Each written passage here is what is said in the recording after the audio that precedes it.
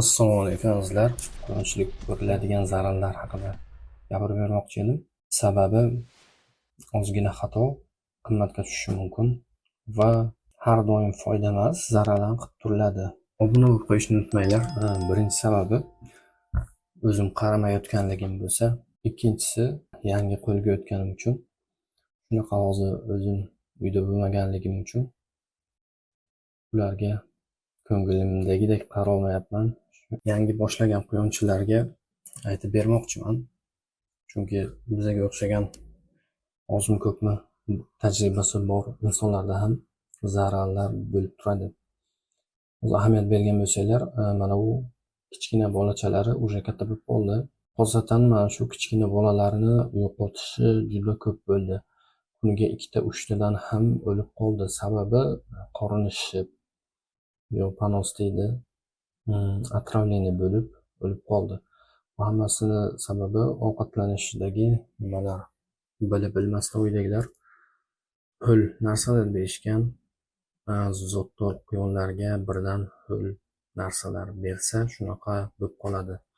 Ya'ni bermasdan turib kartoshka, sabzi yo boshqa achigan narsalarni yoki endi chiriyotgan narsalarni berib qo'ysa shunaqa vaziyat kelib chiqadi. Shuning uchun bundan hech hozir bu yerda yangi quyonlar deyarli yo'q.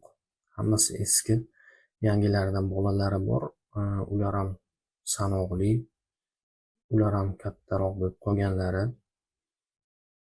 Eskilaridan mana shular qolgan.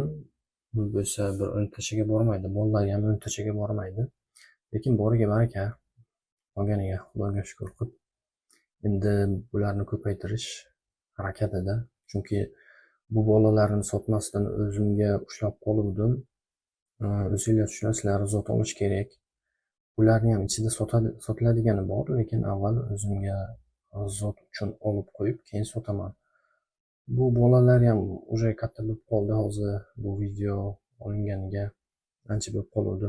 Vaqtim yo'qligi uchun qo'ymay turdim. Hozir ko'rib turganinglar, ba'zilari уже bolalagan, ba'zilari endi bolalashni boshlaydi. Yaqin 1-2 haftada bolalarini ham ikkitasi уже tayyor bo'lib qoldi. Ularni ham bugun qo'shib qo'ydik. Xudo xohlasa keyingi videolarda ko'rsatamiz. Bu bolalar deganimga xikollarni emas, kaliflarni nazarda tutyapman. Aynan mana shu kaliflar. Buni o'zimga zot olaman deb olib qo'yganman. Katta bo'lib qoldi mana bular. Bularni уже qo'shni boshladik. Lekin bular уже 6 oylikdan o'tib qoldi.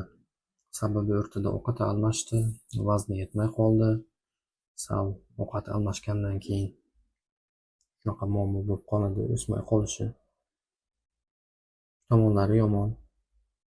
Sog' bo'lasizlar, charchamaysizlar. Bugun minuslar haqida edi.